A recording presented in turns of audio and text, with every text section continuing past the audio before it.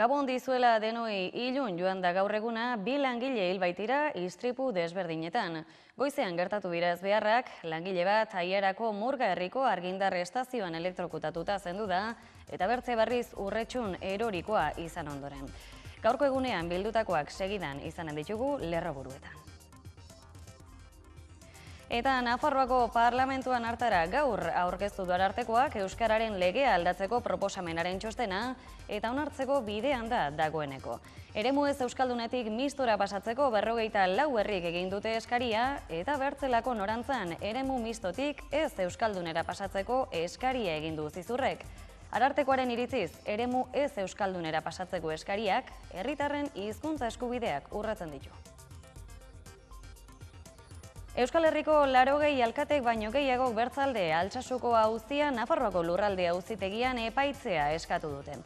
Sinatzaileen artean daude Bilboko, Donostiako, Iruñeko eta Gasteizko udaletako agintari gorenak.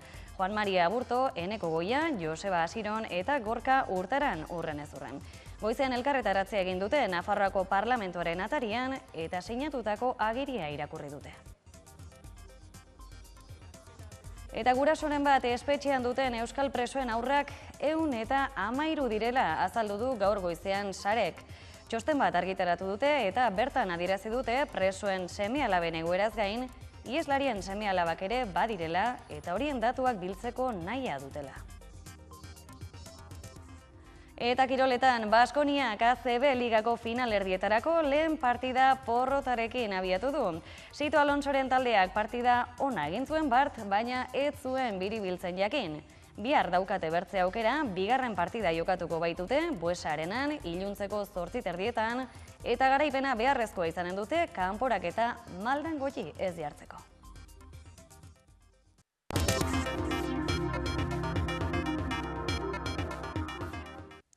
Gabon, ezbeharrarekin ilundu da eguna, bi langile hil baitira gaur goizean Urretxun eta Murgan gertatutako istripuetan. Goizeko 9 aldera gertatu dira ezbeharrak eta bi kasuetan ere azpi kontratatuta ari zirela lanean iragarri dute. Urretxuko ezbeharra goizeko 9 gutxiagotan gertatu da lanean ari zen behargin bat, ACR enpresa herri horretan egiten ari den etxe batzuetako lanetan erori eta segidan hil omen da.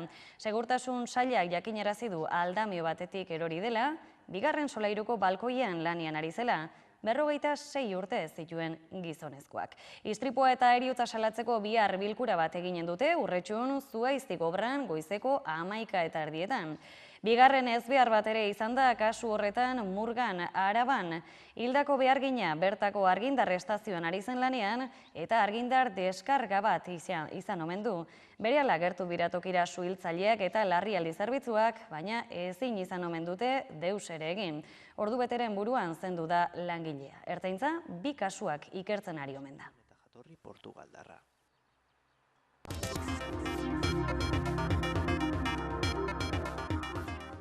Eta gaur Nafarroan 54 udalerri eremu ez euskaldunetik elebidunera igarotzetik hurbilago daude. Zehazki, Nafarroako Foru Erregimenaren komisioak irizpen bat onartu du euskararen legea aldatzeko. Hurrengo pausua beraz, lege proposamena plenoan eztabaidatzea eta bozkatzea izanen da, baina itxura guztien arabera onartu eginen dute eta eremu mistora pasako dira 54 herri horiek. Nafarroan gobernua sostengatzen duten 4 indarrek, geroa bai EH Bildu, Podemos eta Izquierda Ezkerrak gaur onartu dute besteak beste zonalde elebidunera iragateko 54 udalerriren eskaria eta atez herria zonalde euskalduneko parte ere izanen da. Hala erabaki dute Nafarroako Foru Erregimenaren komisioan. Herritarren eskariari jaramon eginez harturiko erabakia dela aipatu dute, legea bertakoen egoera soziolinguistikora egokitu dadin. Javier Eneriz, Nafarroako Arartekoaren txostena ere izan dute kontuan.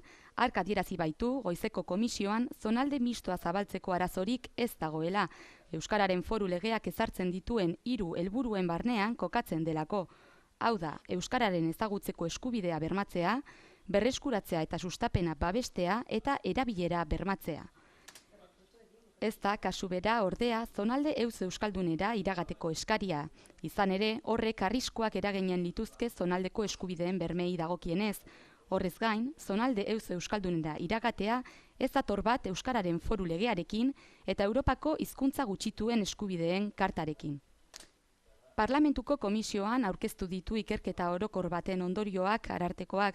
Gaineratu du, aldaketak egoera soziolinguistikoa kontuan hartuz egin behar direla. La Ley Foral de Vasconia plantea la recuperación y el desarrollo del vascuence en toda Navarra, y entonces esa es su mentalidad, la mentalidad legisladora desde el año 86, y todas las modificaciones que hace, las hace para ampliar y fomentar la lengua. Para restringir ese fomento o para declarar una zona como zona no vascófona, como para decir que aquí ya no hace falta adoptar ninguna medida de un fomento más intenso del euskera, tiene que justificar el por qué lo hace, siempre con criterios lingüísticos, insisto, y no vale la mera voluntad política. EH Bilduko David Anautek txostena ebidentea dela adierazi du goizeko hitzartzean, eta ez dagoela inongo arrazoi soziolinguistikorik zonalde ez euskaldunerako aldaketa egiteko. Jakina, ez dago arrazoi edo justifikazio soziolinguistikorik planteatzeko gaur egun eremu mistoan dagoen udalerri bat eskualde ez euskalduna pasatu horrela. Egia esan behar baldin bada, hiri osoa, ez dago arrazoi edo justifikazio soziolinguistikorik dauzkagun hiri euskalde horiek edukitzeko. Hori azteko, beraz, ez dago arrazoi soziolinguistikorik esateko eskualde batek, eskualde misto baten amarduna duela, edo herri batek egon behar duela eskualde ez euskaldunean. Hori ere guk ere argitzineko duke. Gogoratu beharko dela berriz ere zein den logika. Eta administrazioa dela herritarren zerbitzura dagoena eta ez alderatziez. Administrazioa herritarren zerbitzura dagoen neurrian ez bakarrik hizkuntzarekin, beste dozen gaietan ere, ditu pertsona gaituak herritarrei zerbitzu horiek emateko. Eta horregatik eskatzen zaie, edo baloratzen da, euskararen ezagutza funtzio publikoan. Laura Perez Zahalduguko legebiltzarkidearen aburuz atzerapen bat izanen litzateke UPNek eskatutakoari jaramon egitea. Aurrera egin dute beraz, zonalde mistora iragan nahi duten udalerrien eskakizunek. 40.000 biztanle baino gehiagori eraginen die aldaketak, eta besteak beste, udalaren bete beharretako bat bilakatuko da euskararen sustapena. Zonalde ez euskaldunean egonik, administrazio bakoitzaren irizpiden arabera bideratu izan dena. Eta bertze gisa Uxue Barkos epaitzen hasi dira Iruñeko zinegotzia zenean kobratutako dietengatik. Espainiako kontuen auzitegian Nafarroako presidentearen aurka zabaldutako auzia aztertzen hasi da gaur, Iruñeko udaleko zinegotzi zela jasotako dietak direla eta. Goizeko 10:00 hasi da saioa eta Claudio Colomer Barkosen abokatuak solas egin du haren izenean, epaileak ez baitu beharrezkotzat jo auzipetua bertan egotea. Hain justu defentsa abokatuak aurkeztutako froga batzuk tarteko 12:30 arte etenda egonda saioa. Uxue Barkosek zinegotzi eta diputatu karguak aldi berean bete zituen 2007 eta 2012 artean. Epe horretan Madrilen zela, Iruñean egindako bilerengatik 208.000 euro kobratu izana leporatzen dio Justitia et Veritas izeneko elkarteak. Salaketaren arabera horietatik 69.415 euro udalak Barkosei zuzenean ordaindutakoak dira, eta bertze 139.164 haren alderdikideek jaso zituztenak Barkosek berak bilerarako deia sinatuta.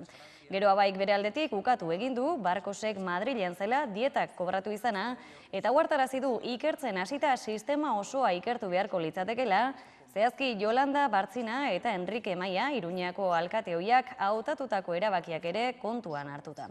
Gaurko saioa bukatuta epaiaren zai gelditu da auzia. Eta bertzalde Iruñean bertan gaur egin dute elkarretaratzea Altsasuko gazte presoen askatasuna aldarrikatzeko. Senide eta herritarrak berriz elkartu dira Iruñeko Sarasate pasealekuan, baina gaurkoan hedabidetako profesionalen babesa ere eduki dute. Atzo jakin zuten Altsasuko liskar batengatik espetxeratu zituzten gazteen auzia geldi adarazi duela Espainiako Entzutegi Nazionalak, eskumena norena den zehaztu arte. Jokin, Adur eta Oierrek dena den espetxean jarraitzen dute preso duela 6 hilabete baino gehiago, bies araubidepean, alegia kartzelan dagoen erregimenik gogorrenetakoa. Gaur, beste behin elkartu dira Iruñeko Sarasate pasealekuan haien askatasuna aldarrikatzeko eta oraingoan hedabideetako profesionalen babesarekin. Bertaratutakoei eskertu diete jasotako babesa eta liskarraren bertsio duin bat eman izana. Era berean, 80 udalagintari baino gehiagok bat egin dute gurasoen eskailarekin. Tartean, Hego Euskal Herriko 4 hiriburuetako alkateek. Eskatu dute auziaren eskumena Nafarroako auzitegian gera dadin. Altsasuko ferietan izaniko liskarra hedabideetan izan zuen oihartzuna azpimarratu nahi dugu. Eta horregatik, dei egin diegu hedabideetako ordezkariei gaur gure ondoan izan daitezen. Eskerrak eman nahi dizkiegu, bihotzez, hurbildu zaizkigun guztiei. Gaia, informatiboak zabaltzeko eta egunkarietako lehen orriak betetzeko erabili izan da behin baino gehiagotan. Oso modu sensazionalistan zabaldu egin ziren gure seme-alaben nortasunak, haien argazkiak, delinkuenteak balira bezala. Entzutegi nazionalak tramitazioak gelditu izana pozik hartu dugu bai. Dakizuenez, hori izan bai da gure aldarrikapena martxoaren 23az geroztik.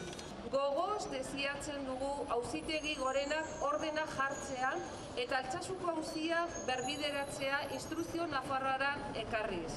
Adur, Jokin eta Oianen askatasuna aldarrikatu nahi dugu ozenki. 6 hilabetez preso daramatelako, beren etxeetatik ia 400 kilometrora, fiez arau bidepean.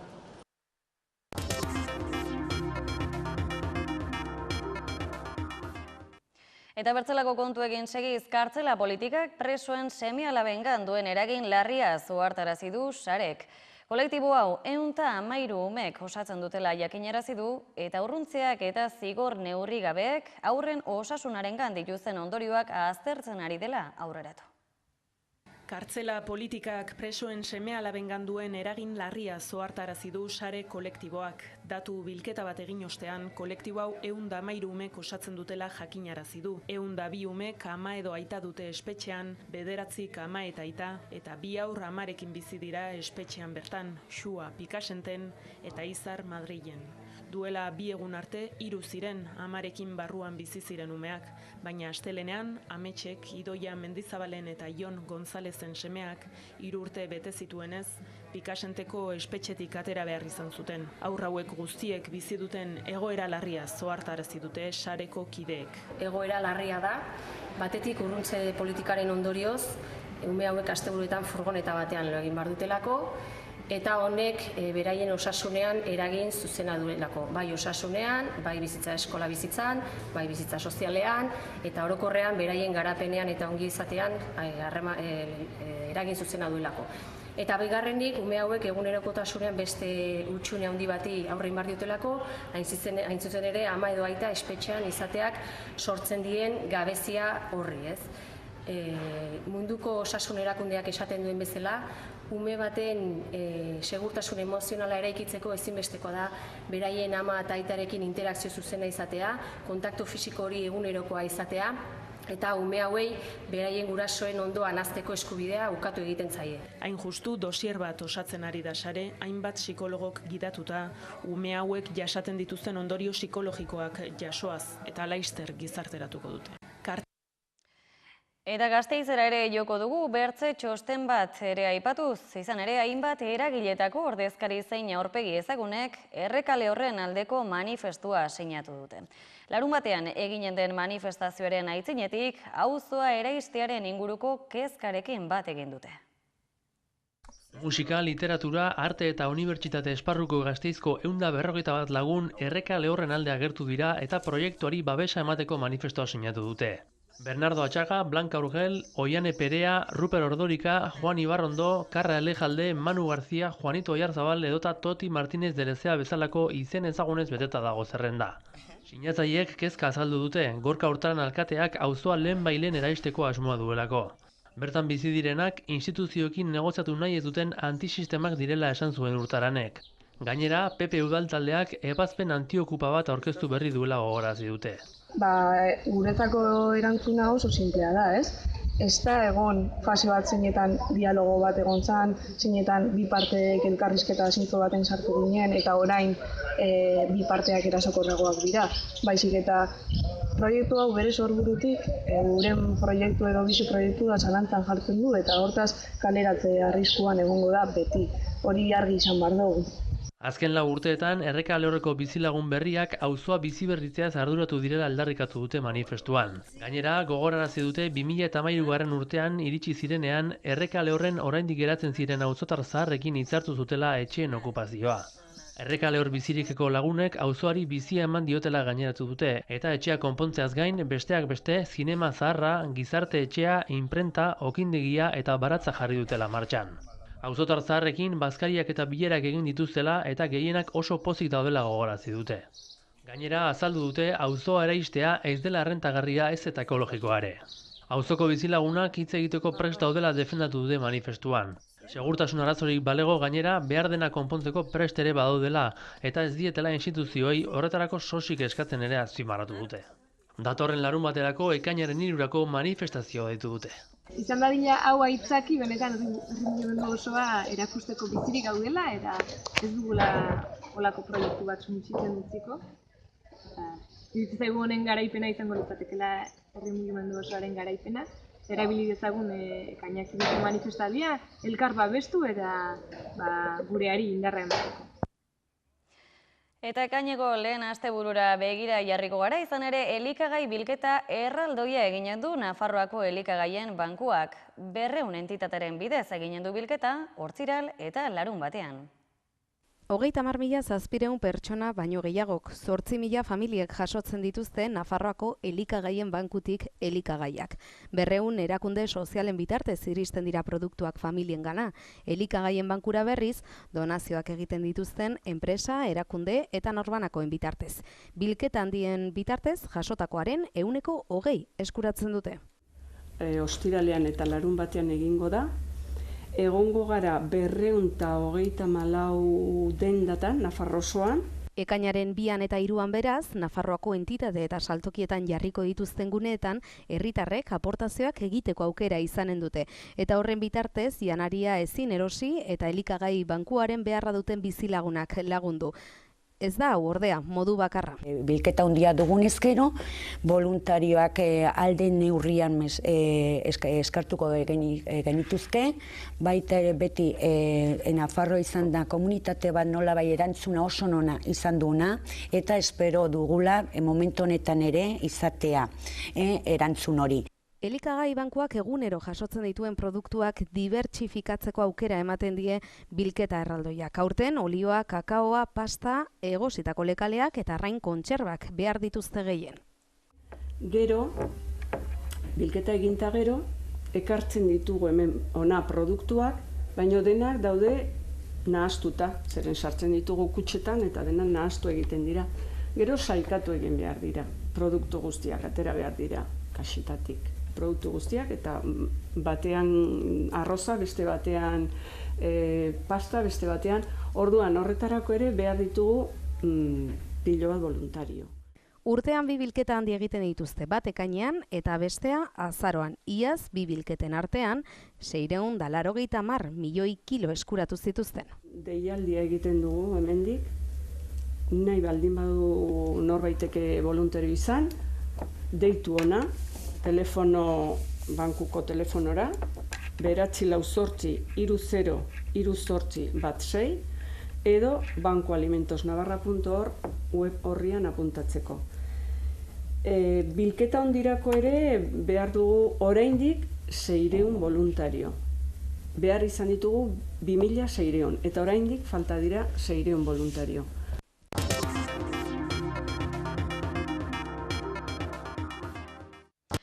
Eta kiroletan, Baskoniak finalerdietarako bidea maldan gotxi jartzerik nahi ez badu, biharko partidan garaipena eskuratu beharko du. Sito Alonsoren taldeak atzo galdu egin baitzuen Valentziaren kontra Buesa arenan.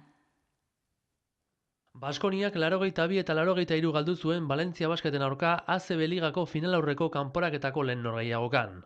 Gasteiztarrak markagailuan aurretik izan ziren une gehienetan, 10 puntuko abantaila izatera ere iritsi zen Sito Alonsoren taldea, baina azken laurdenean ez zuten emaitzari eusten jakin izan. Intentsitatea eta azkartasuna aipatu zituen Sito Alonsok partidaren aurreko prentsaurrekoan, eta halaxe ekin zion norgehiagokari Baskoniak, erritmo bizian. Laprobitola, Diop eta Tili hasierako bostekoan sartuta abiadura eman zion Sito Alonsok taldeari, eta ez zuen intentsitate hori galdu ondoren Schengelia, Boigman eta Larkinekin. Lehen partida irabaztearen garrantziaz jabetuta aurreneko zati ona egin zuten gasteiztarrek. Lehen laurdenaren amaierara puntu bakarreko aldea iritsi ziren gasteiztarrak, baina atsedenaldian 8 puntuko abantaila zuen Baskoniak. Bigarren zatiaren hastapenean 10 puntura areagotu zen aldea, eta bazirudien Baskoniak norgehiagoka hausteko modua izango zuela, baina guztiz kontrakoa gertatu zen. Dubjovic eta Sanemeterioren eskutik Valentzia berpiztu egin zen eta 8-8ko partzialarekin puntu bakarrera ekarri zuen aldea. Shane Lerkinen gidaritzapean, 3. laurdena amaitu horretik 9 puntuko abantaila berreskuratu zuten gasteiztarrek, eta partida amaitzeko 5 minutu faltan 7 puntuko aldea ere izan zuen Baskoniak, baina azken minututan Valentziak markagailua iraultza lortu zuen. Sanemeterioren lidertzarekin Valentziak hobeto kudeatu zituen azken minututako jabetzak, eta 82 eta 83ko emaitzarekin hartu zuen mendean Baskonia. Sanemeterio Baskoniako jokalari ohia izan zen norgehiagokako izarra 31ko balorazioarekin. Shane Lerkinen 17 puntuak eta 8 asistentziak ez ziren nahikoa izan gasteiztarrentzat. Bihar bertan jokatuko dute kanporaketako bigarren norgehiagoka Buesa Arenan. Kantxa faktorea galduta, garaipena ezinbestekoa da orain Baskoniarentzat.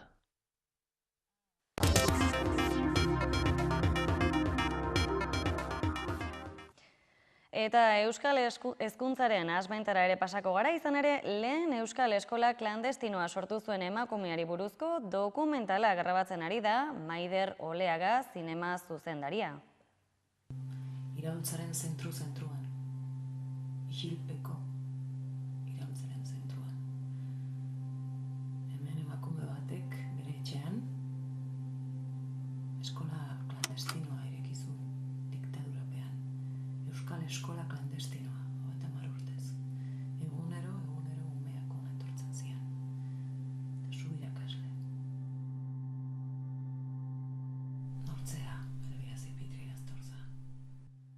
Askok esaten dira. Donostiako Fermin Kalbeton kaleko 26. zenbakian bizi izan da Maider Oleaga zuzendaria duela 6 urte. Hain justu, Elbira Zipitriak eskola klandestinoa sortu zuen etxe berean. Ura nor izan zen erakusteko asmoz, ekoiztuko du orain Ira 26 dokumentala. Zipitria eta Oleaga nolabait batzen dituen etxe horretan bertan egingo du, bideo egunkari formatuan. Ikastolako irakaslea izan zen Zipitria 36ko gerra zibilaren aurretik eta gerratea piztu zenean iparraldera joan zen. 52an Donostiara itzuli eta lehen Euskal Eskola klandestinoa sortu zuen eta 79 arte mantendu. Hezkuntza komunitateak maiz aitortu izan dionez, oso aurreratuak izan ziren haren irakaskuntza metodoak, eta euskarari eta hezkuntzari egindako ekarpenez gain, figura politiko garrantzitsua izan zen. Emakume abertzale batzako hizlari eta Gipuzkoako idazkaria izan zen, 82an hil zen Donostian, eta Urguleko kale bati haren izena eman bazaio ere, askoren iritziz ez du nahikoa aitortza jaso, eta ez ezaguna da oraindik askorentzat. Finantziazio kolektibo bidez bultzatuko dute orain, Elbira Zipitriaren lana eta bizitza argitara ekarriko duen dokumentala. Eta ikusentzurezkoetatik oholtzara jauzi eginen dugu, dantza garaikideare protagonismo berezia izaten ari baita egunoketan Nafarroan. DNA jaialdia martxan baita 2 astez eta aurten 3 kontzepturen inguruan ari dira mugitzen, komunitatea, ekopolitika eta etorkizuna. Gizartearen larrialdiak eta premiak islatzen dituzten lanak erakusten ari dire, hainbat artista jaialdi honetan. Ekainaren 3an emanen zaio bukaera, binobien bitartean irudi hauek ere plazaratu dituzte.